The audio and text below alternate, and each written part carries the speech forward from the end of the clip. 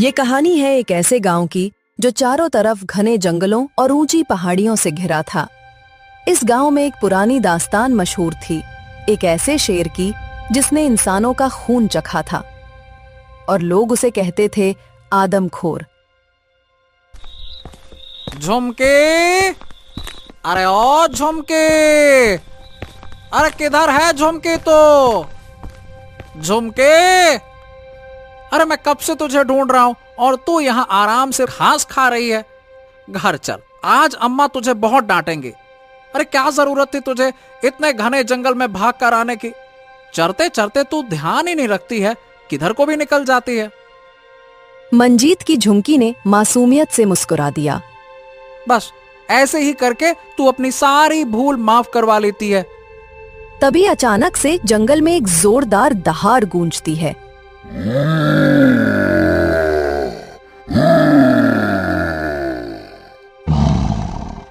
मंजीत और उसकी झुमकी इस दहाड़ से सहम जाते हैं।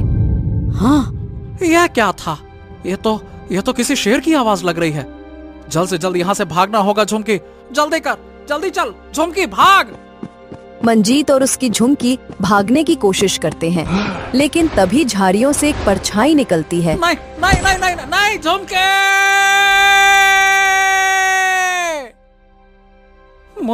मुझे तो कुछ समझ ही नहीं आया। अंधेरा इतना ज्यादा था कि कुछ दिखाई नहीं दिया। मेरी झुमकी।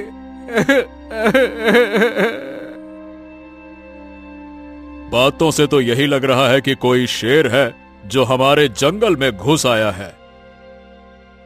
अरे नहीं, ये कोई शेर नहीं है, वो लौट आया है। क्या?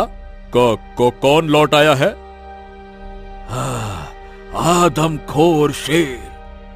20 साल पहले भी ऐसा ही एक शेर गांव के पास आया था। उस समय उसे मारने की बजाय किसी दूसरे जंगल के अंदर छोड़ दिया गया था। और शायद ये वही शेर है, या हो सकता है कि ये उसका बच्चा हो। हरिराम के मुंह से आदमखोर शेर का नाम सुनकर एक सन्नाटा सा छा जाता है। अरे अगर आदमखोर शेर सच में है तो क्या अब हम मातम मनाएंगे या कुछ करेंगे भी?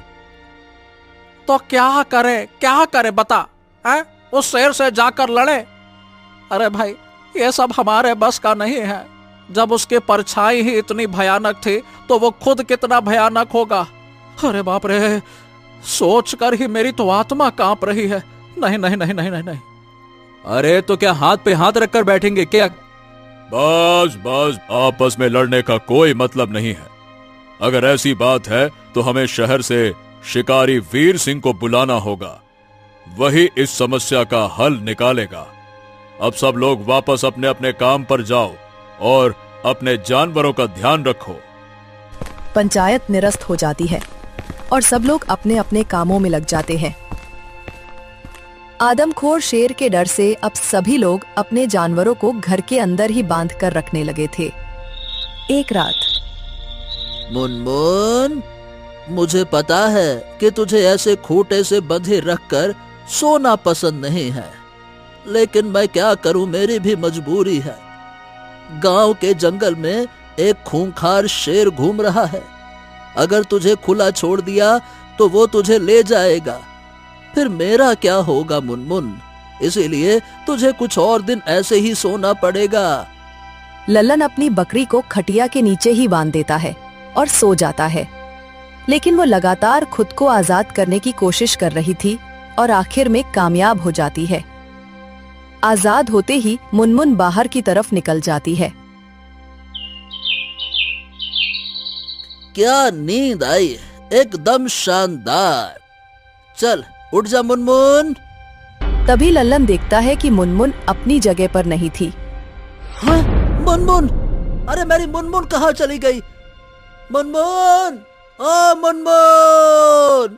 लल्लन हक्का बक्का होकर बाहर की ओर भागता है और बाहर जाते ही वो देखता है कि जमीन पर खून के छींटे बिखरे पड़े थे। वो हैवान शेर मेरी मुनमुन को भी ले गया। अब क्या होगा?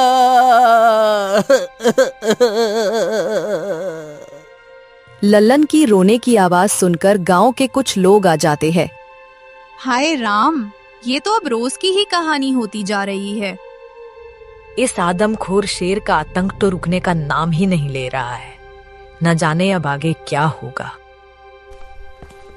इस ससुरे आदमखोर शेर के चक्कर में ना जंगल जाना भी मुश्किल हो गया है। धंधा एकदम ढीला पड़ गया है। न जाने अब मैं घर कैसे चलाऊंगा। तभी अचानक से शेर की जोरदार दहाड़ सुनाई देती है। अरे नहीं, लगता है कि वो आदमखोर शेर यहीं कहीं आसपास ही है। मुझे यहाँ से भागना होगा वरना आज तो जान से गया। भागो। शंभू भागने की कोशिश करता है, मगर अचानक झाड़ियों से शेर निकलकर उसके सामने आ जाता है।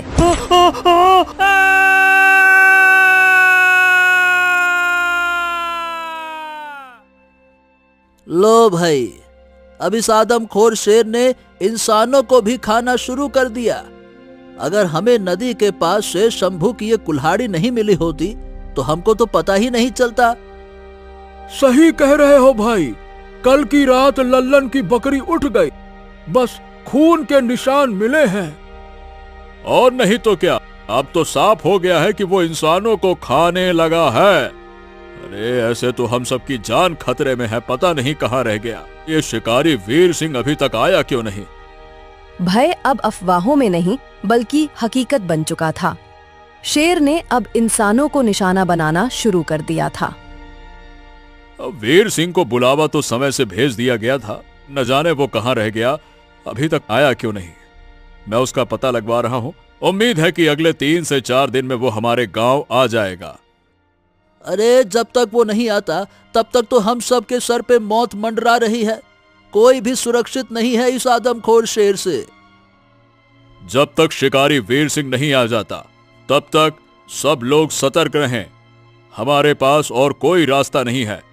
यहाँ कोई भी इतना वीर नहीं है कि शेर से लड़कर उसे मार सके। सरपंच के कहे अनुसार लोग खेत और जंगल की तरफ जाना बंद कर देते हैं और जानवर भी अब घरों में कैद रहने लगे थे। गांव भर में एक वीराना सा सन्नाटा छा गया था। बस बहुत हो गया। अरे बहुत झेल लिया इस शेर के खौफ को। मैं तो कहता हूँ कि उसको गोली मार देना चाहिए। और नहीं तो क्या, न जाने ये शिकारी महाराज कब आएंगे। कहीं उनकी राह देखते देखते अगर ये शेर आ गया तो फिर क्या? फिर जो करेगा शेर ही करेगा, हम क्या करेंगे? लेकिन मुझे तो कुछ और ही लगता है। मतलब वो शेर ऐसा क्यों कर रहा है? इसके पीछे कोई ना कोई तो कारण जरूर होगा। अगर हम उसके दर्द का इलाज कर दें तो। रामू की बात सुनकर एक गांव वाला गुस्से में चिढ़ते हुए बोला, वाह भाई वाह वाह, तालियां तालियां तालियां, रामू के लिए तालियां बजाओ। बड़े आए, इलाज कर दें। कैसा इलाज और कैसा दर्द है उसको? सुबह सुबह धतूरा खा के बैठे हो क्या? हैं? देखिए, मेरा ऐसा मानना है कि अगर वो शेर आदमखोर बना है तो जरूर इसके पीछे कोई ना कोई कारण या कोई ना कोई वजह होगी, और ऐसे में हमें पता लगाना चाहिए कि वो ऐसा क्यों कर रहा है। तभी तो हम कोई हल निकाल पाएंगे। अरे वाह वाह वाह वाह, क्या बात कही है, बहुत अच्छे। चलो सब लोग शेर के पास चलते हैं और उससे पूछते हैं, शेर जी क्या आपको कोई तकलीफ है? हम आपकी तकलीफ दूर करने आए हैं। और शेर हमारा स्वागत करेगा, चाय नाश्ता करवाएगा और चाय पे चर्चा करते हुए अपना दुख बांटेगा, है ना? सभी लोग रामू पर जोर जोर से हंसने लगते हैं। रामू अपमानित महसूस होता है और वो कहता है, ओहो, तुम लोग चाहे जो कुछ भी बोलो, लेकिन मुझे यकीन है कि मैं इस समस्या का हल निकाल लूंगा। तुम सब यहाँ बैठकर बस बातें ही बनाते रहोगे। शेर से करनी है इनको चाय पे चर्चा। हाँ? रामू गुस्से में वहां से निकल जाता है। शाम को जब रामू अपने घर पहुंचता है तो उससे पहले उसकी शिकायत घर पहुंच चुकी थी। क्यों रे नालायक, ये क्या बकवास सुन रही हूं मैं? तू अब शेर का इलाज करने जाएगा? तेरा दिमाग ठिकाने पर है या नहीं? अरे हमारे पास तो जानवर भी नहीं है, तो तुझे क्या जरूरत पड़ी है खतरा मोल लेने का? माँ, जब तक बात अपने पर नहीं आती तब तक कोई कुछ करता क्यों नहीं है? हमारे पास जानवर नहीं है, लेकिन वो शेर हमें भी तो नुकसान पहुंचा सकता है ना, ये भी तो सोचो। मुझे ये सब नहीं सुनना है। तू अकेला बहादुर नहीं है, शिकारी को बुलाया गया है ना, ये उसी का काम है। तू कहीं नहीं जाएगा बस। अच्छा अच्छा ठीक है, नहीं जाऊंगा माँ। अब खाना दोगी कि नहीं दोगी? भूख लगी है। रामू की माँ बड़बड़ाते हुए रसोई में चली गई। अगले दिन रामू बिना किसी को बताए एक पोटली लिया और जंगल में चला गया। मेरे पिताजी बहुत बहादुर थे और मैं उन्हीं का खून हूं। मुझे खुद पर पूरा यकीन है, मैं ऐसे हार मानने वालों में से नहीं हूं। लोग मुझे पागल कहते हैं तो कहें, ये शेर जरूर किसी न किसी कारण से ही हमला कर रहा है और आज मैं उस कारण का पता लगा कर ही रहूंगा। रामू जंगल में बढ़ता जा रहा था और उसे डर भी लग रहा था। अचानक से उसे शेर की दहाड़ सुनाई देती है और वो सहम जाता है। उसके सामने ही शेर की गुफा थी। लगता है कि वो शेर अंदर ही है। रामू अपने पोटली से मांस का एक टुकड़ा निकालता है और गुफा के बाहर छोड़कर जल्दी से झाड़ियों के पीछे जाकर छुप जाता है। बस अब यही इंतजार करता हूं, देखता हूं कि आखिर इस शेर का माजरा है क्या। रामू छुपकर इंतजार करने लगा और थोड़ी ही देर में शेर गुफा से बाहर आया और जोर से दहाड़ा। वो दिखने में बहुत विशाल था और काफी गुस्से में भी लग रहा था। उसने यहाँ वहां देखा, मांस के टुकड़े को सूंघा और फिर मुंह में दबाकर अंदर ले गया। मेरा अंदाजा बिल्कुल ठीक था। इस शेर को जीतने के लिए कोई हथियार नहीं, बल्कि प्यार की जरूरत है। रामू शेर को कुछ हद तक समझने में कामयाब हो गया था, लेकिन उसकी मुश्किल अगले दिन बढ़ गई जब शिकारी वीर सिंह गांव में आ गया। गांव वालों, अब किसी को घबराने की जरूरत नहीं है, क्योंकि अब आ चुका है शिकारी वीर सिंह। उस शेर को एक ही झटके में मार गिराऊंगा। ये तो ठीक है, लेकिन आपने आने में बहुत देर लगा दी।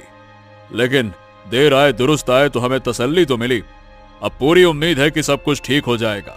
बाकी सारा का सारा मामला हम आप पर छोड़ रहे हैं। नहीं, हम सब कुछ इन पर नहीं छोड़ सकते। ये तो शेर को सीधा मार गिराने की बात कर रहे हैं। तो क्या करूं? शेर के साथ और क्या करना चाहिए? उसके गले में पट्टा बांधकर उसे अपने साथ वापस शहर ले जाऊं क्या? हैं? रामू को ये देखकर बहुत गुस्सा आता है। वो कुछ भी कहता, इसके पहले पीछे से उसकी माँ आ जाती है। तू फिर से शुरू हो गया नालायक। मैंने तुझसे बोला था ना कि इस मामले से दूर रह, मगर तुझे चैन नहीं है। चल घर। हाँ काकी, इसको घर ले जाओ और जरा इस पर नजर रखना। अब अगर इसने शेर के मामले में टांग अड़ाई तो इसकी खैर नहीं होगी। हाँ, ले जाओ इसको। बड़ा आया बहादुर बनने वाला। रामू को तो उसकी माँ घर ले गई। अगले दिन सबने आदमखोर शेर का सामना करने की पूरी तैयारी कर ली थी। शिकारी वीर सिंह अपने साथ हथियार लेकर सरपंच और कुछ गांव वालों के साथ शेर की गुफा पर पहुंच गया। अब मैं गोली चलाऊंगा, शेर जरूर बाहर आएगा। अब तो उस शेर को बाहर आना ही होगा। शिकारी वीर सिंह गुफा की ओर अपनी बंदूक तान रखी थी। गुफा के बाहर एक अजीब सा सन्नाटा पसरा हुआ था। सबकी धड़कनें तेज थीं। शेर कभी भी बाहर आ सकता था। अब देखना, आज मैं इस आदमखोर का खेल ही खत्म कर दूंगा। तभी अचानक गुफा के अंदर से भयंकर दहाड़ गूंज उठती है। जिस पल का शिकारी को इंतजार था, वो पल आ ही गया। शेर अपनी गुफा से बाहर आया। अरे बाप रे बाप, भागो रे भागो, ये बहुत भयानक लग रहा है, भागो। अरे बस, किसी को भागने की जरूरत नहीं है, इससे तो मैं अभी बताता हूँ। अब तेरी दहाड़ हमेशा के लिए खामोश कर दूंगा। आज के बाद तो किसी को परेशान नहीं कर पाएगा। वीर सिंह गोली चलाने ही जा रहा था कि तभी पीछे से दौड़ता हुआ रामू आया। नहीं, रुक जाओ, गोली मत चलाना। हाँ, रुक जाओ। अरे तो फिर से आ गया? हट जा रे लड़के, तेरी जान तुझे प्यारी नहीं है क्या? ये खेल तेरे बस का नहीं है, चल हट। रुक जाओ, इस शेर को गोली मत मारो, ये एक बहुत बड़ी गलती होगी। ये शेर किसी को नुकसान नहीं पहुंचाएगा, बस मुझे एक मौका दो अपनी बात को साबित करने का। सभी रामू की बात सुनकर शांत हो गए। वीर सिंह ने भी बंदूक नीचे कर ली। रामू ने अपने थैले से मांस का टुकड़ा निकाला और उसे शेर की तरफ फेंका। शेर गुर्राते हुए कुछ कदम आगे बढ़ा, मगर हमला नहीं किया। ये हमला नहीं करेगा, मुझे पूरा यकीन है। रामू ने जैसा कहा ठीक वैसा ही हुआ। शेर ने मांस का टुकड़ा उठाया और उसे मुंह में दबाकर अपनी गुफा में चला गया। देखिए, ये शेर यूं ही आदमखोर नहीं बन गया, इसके पीछे कोई वजह है और इसीलिए मैंने उस पर हमला करने से मना किया। रामू भाई, तेरा दिल तो वाकई में बहुत बड़ा है, पर शेर के प्रति दया दिखाना हमारे लिए ठीक नहीं, क्योंकि ये एक आदमखोर जानवर है। काका, भले ही ये जानवर है, लेकिन हमारी भावनाएं जरूर समझ सकता है। हमें बस इसके दर्द को महसूस करना होगा, तभी सच सामने आएगा। बात तो सही है, लेकिन सवाल यह है कि हमें कैसे पता चलेगा कि आखिर ये शेर हमला क्यों कर रहा है? रामू कुछ और कहता, उसके पहले ही अचानक से गुफा के दरवाजे पर एक हल्की सी कराह सुनाई दी। ये कैसी आवाज थी? ऐसा लगता है जैसे अंदर कोई दर्द से कराह रहा है। हमें चलकर देखना पड़ेगा कि आखिरकार माजरा क्या है। रामू के कहने पर सभी गुफा की तरफ धीरे धीरे बढ़ने लगे और उन्होंने देखा कि गुफा के अंदर एक छोटा सा शावक था, जिसके पैर से खून निकल रहा था और शेर उसे मांस का टुकड़ा खिला रहा था। वो देखो, तो ये शेर का बच्चा है। अब सारी बातें साफ हो गईं। इस बच्चे के पैर से खून बह रहा है, यानी कि किसी शिकारी की गोली से ये घायल हुआ है। शायद इसी वजह से ये शेर अपना पुराना जंगल छोड़कर यहां शरण लेने आया है। अपने बच्चे का पेट भरने के लिए उसने हमारे जानवरों का शिकार करना शुरू किया, और हो न हो ये इंसानों पर हमला इसलिए कर रहा है क्योंकि उसकी नजरों में हम सभी उसी शिकारी जैसे लगते हैं जिसने उसके बच्चे को गोली मारी। रामू की बात सुनकर सबकी बोलती बंद हो गई। वीर सिंह भी खामोश रह गया। उसके पास अब कहने को कुछ नहीं था। ये तो मैंने कभी सोचा ही नहीं कि ऐसा भी हो सकता है। मुझे तो बस यही लगता रहा कि अगर शेर सामने आए तो बस तुरंत गोली मार देनी चाहिए। लेकिन ऐसा करके तो हम इस शेर के साथ बहुत बड़ा अन्याय कर देते। इसकी तो कोई गलती ही नहीं है। ये तो बस अपने बच्चे को बचाने की कोशिश कर रहा था।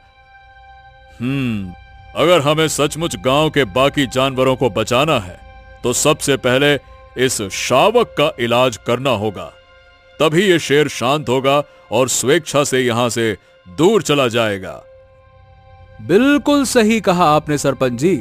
हम पहले गांव के वैद्य को बुलवाकर इस शावक का इलाज कराते हैं, और यही हमारी समस्या का असली समाधान है।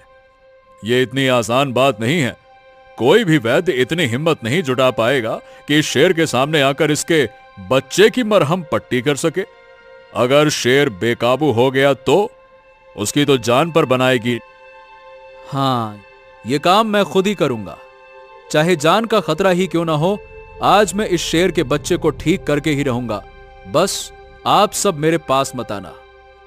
रामू ने जंगल से कुछ खास पत्तियां चुनी, उन्हें मसलकर उनका रस निकाला और ध्यान से एक कपड़े में भिगो दिया। फिर गहरी सांस लेकर हिम्मत जुटाई और धीरे धीरे आगे बढ़ा। जैसे ही वो भीतर पहुंचा, शेर ने उसे घूरा और अपने बच्चे की रक्षा के लिए जोरदार दहाड़ मारी।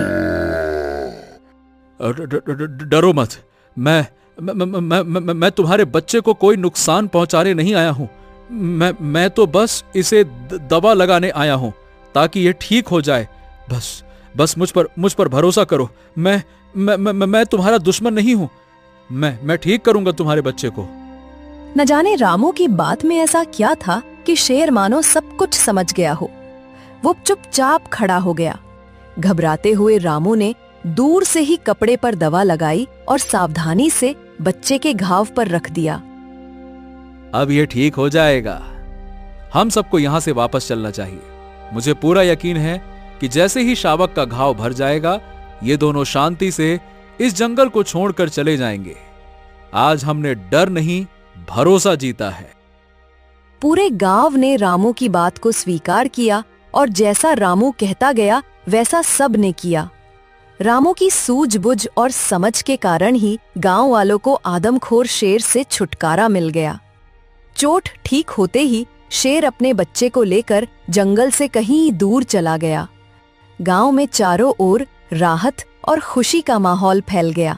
सबने दिल से रामू की हिम्मत और समझदारी की तारीफ की।